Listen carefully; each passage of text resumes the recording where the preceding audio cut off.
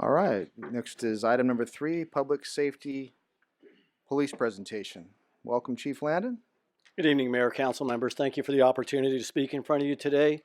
With me tonight, I also have Assistant Chief Jeremy Garcia, who is in charge of our investigation unit, and Commander Baker, who is in charge of the patrol unit.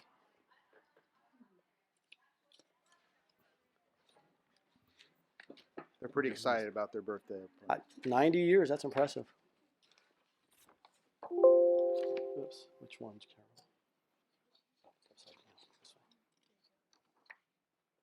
So for tonight's presentation, I'm going to talk a little bit about the basic structure, our calls for service, the Uniform Crime Reporting Part 1 crimes, which is how the FBI compiles data to compare. It's not an apples to apples comparison, but they do compare that with other data in the United States. The areas of emphasis for this coming year are priorities and any questions that the council may have or anybody from the general public. Our mission statement, work in partnership with our community. This is the basic beat structure for Yuba City. So it's about, I'll tell you how many miles exactly here in a minute, but it's broken up into 5 different beats. We have 1 officer assigned to each beat.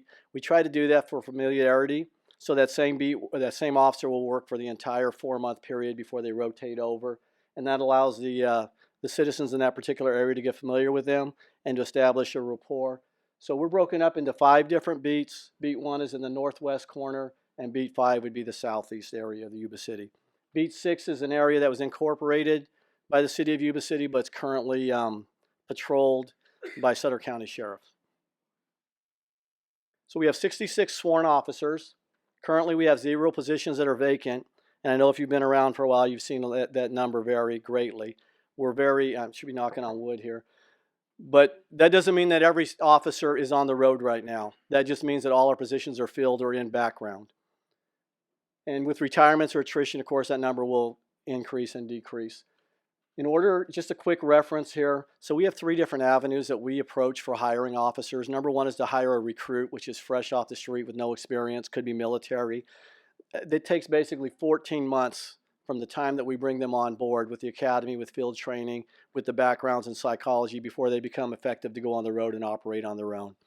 The other 2 avenues is what we call an academy graduate, and that's somebody that's already in the academy or has graduated. They can get on the road from 4 to 10 months, depending on where they are in the academy currently when we do the processing of hiring them. Unfortunately, that is very competitive right now, and you don't see a lot of candidates that you're able to get in that area. And the third one is our favorite way of getting officers because they're the most road ready, they have experience, they have a track record, but they also are hard because we're competing with the Sacramento region. Somebody could live in Yuba City and get a job in Roseville that would pay considerably higher. So what we try to offer them is the team spirit, the community, living in the community that you're at and being a part of this environment. And we can usually get them on the road from 2 to 4 months. Currently we have an officer from Paradise and we have an officer from Marysville that are going through the field training program as laterals. We have 25 civilians, which could be records clerks, administrative support, and we have 14.65 miles of jurisdiction with the 5 beats that we showed earlier. For patrol, they're broken up into teams, 36 officers, 6 sergeants. We are currently in the process, when we get fully staffed, to have a homeless liaison officer that was approved by the council this past year. So we're really looking forward to having that on board and working. We have 4 motor units and 1 sergeant that primarily focus on traffic issues, and they operate out of motorcycles. We have, with the council's approval again this year, we now have 3 canine units. Eddie, the newest one, is currently in training. So once he gets more familiar with being around people, we'll bring him out and start showing him. And then we have 5 community service officers who are officers that respond to cold calls. They're not the same level of training as far as responding to calls in progress, but they do a great job for what they're trained to do. Administrative support, we have 10 dispatchers. They're all trained to dispatch police, fire, and they're also trained to provide an EMT, but they're also trained to provide emergency primary response for somebody that's choking or CPR, somebody that's having an issue. They can talk the person through that while they're waiting for the ambulance or somebody to arrive. We have a communications center coordinator, 5 records clerks, and 1 community policing coordinator who is probably the most overworked, but very valuable to this department to get us the community engagement that we're so seeking to do.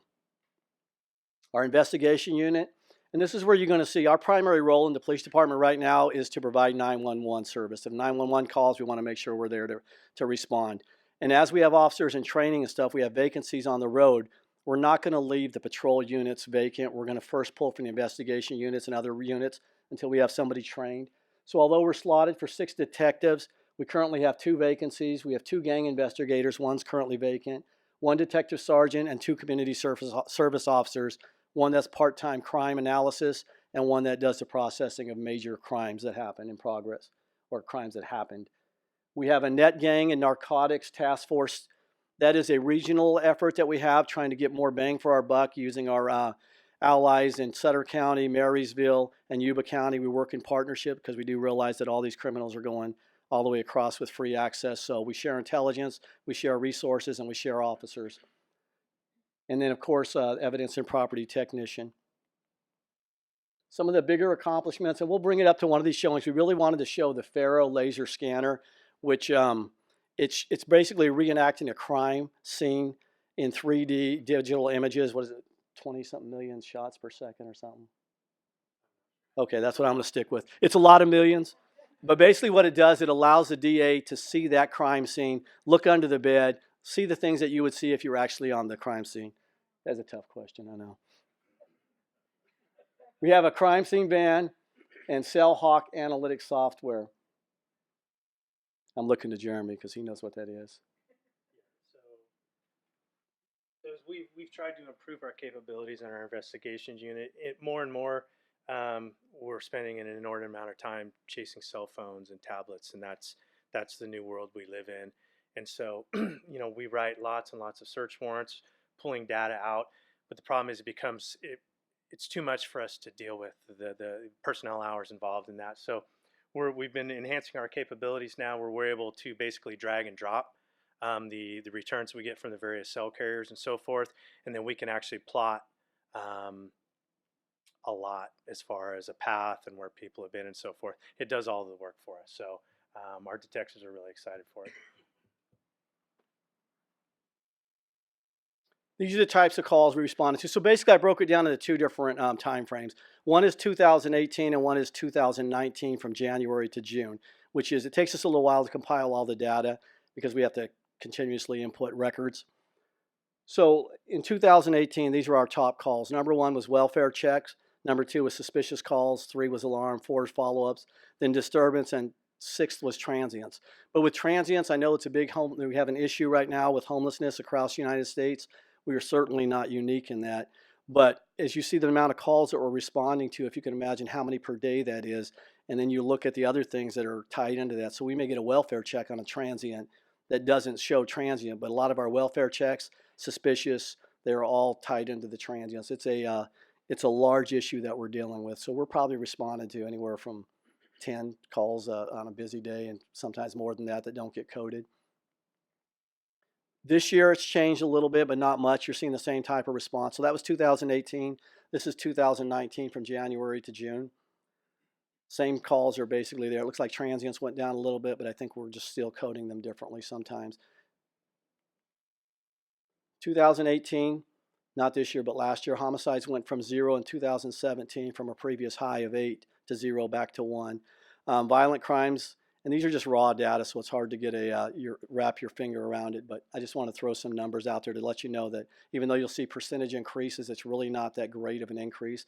Violent crimes went from 255 to 265. Property crimes went down significantly from 2207 to 1846.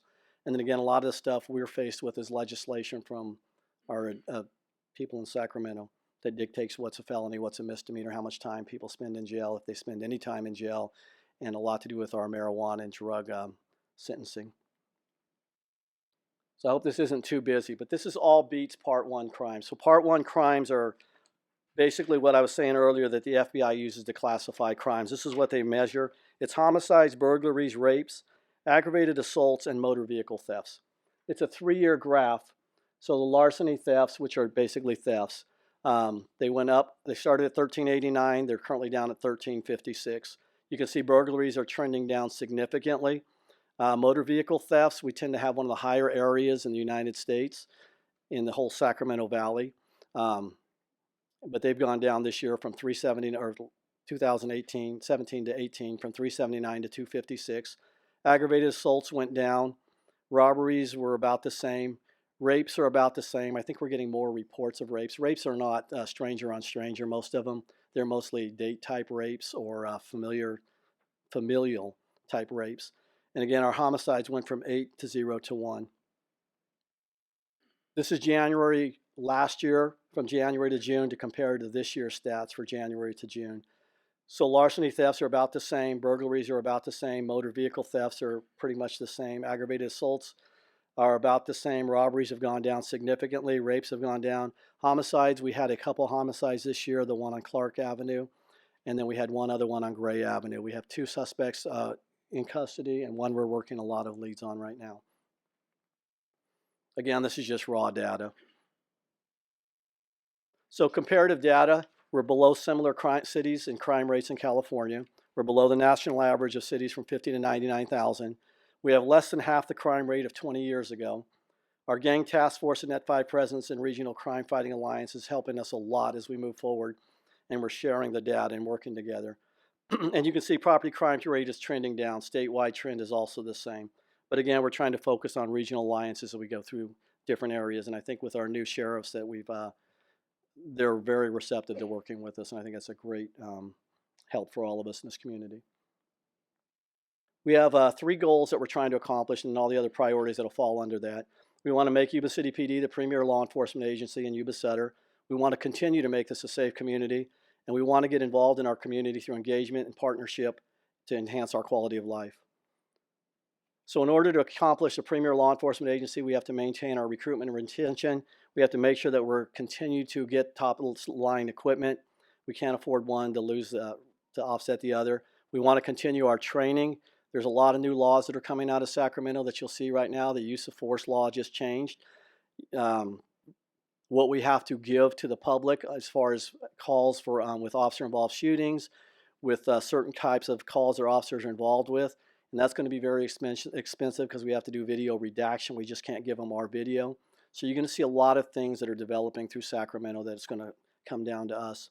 We want to continue our leadership development, and we want to maintain staffing levels that accomplish, that go along with the corresponding population increases.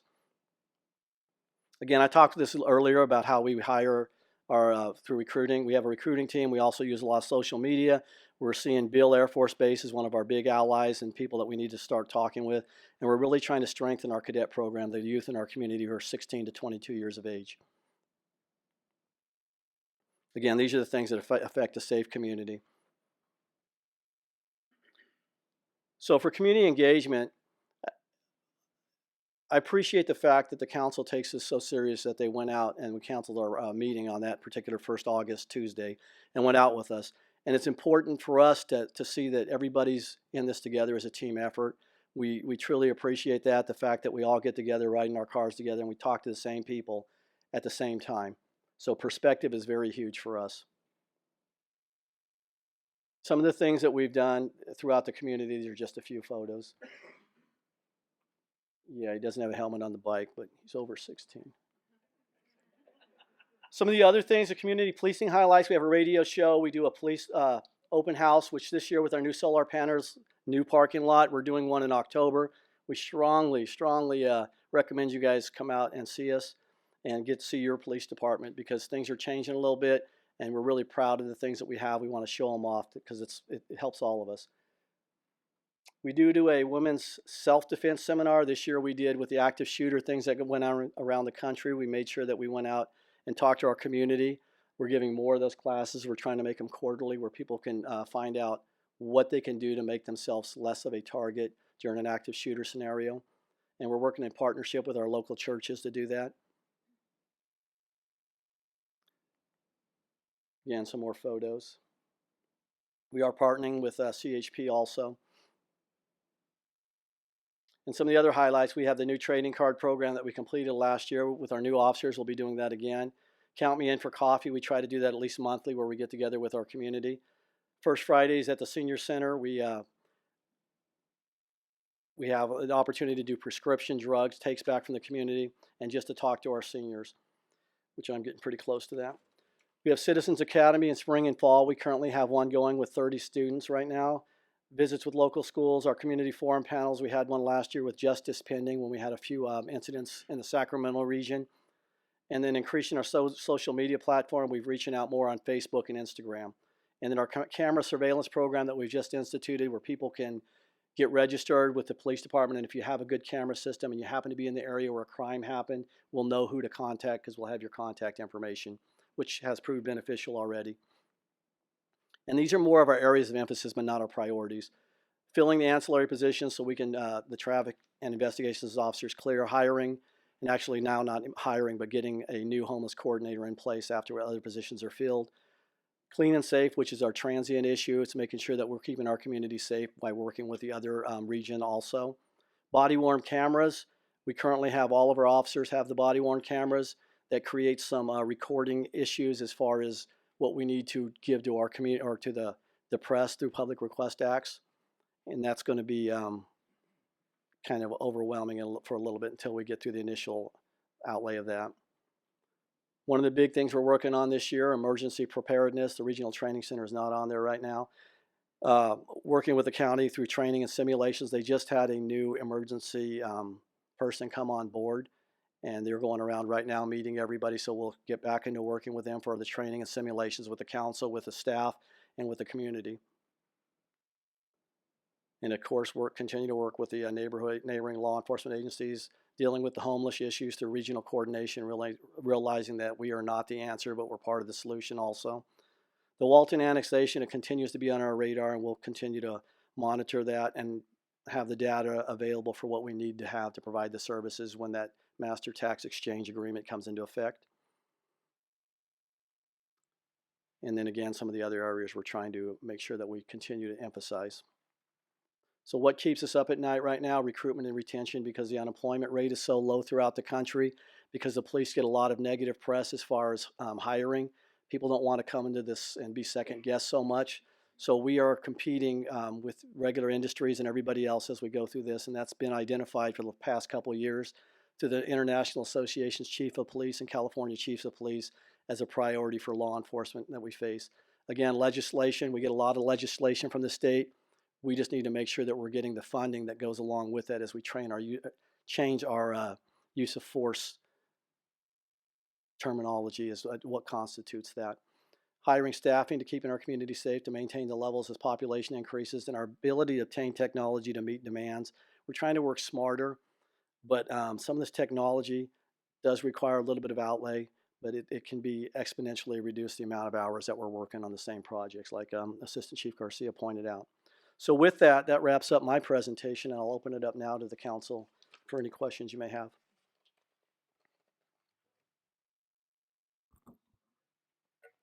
One question, Rob. With Prop 47, I mean, luckily, it's good to see all these crimes, especially the most serious ones, dropping.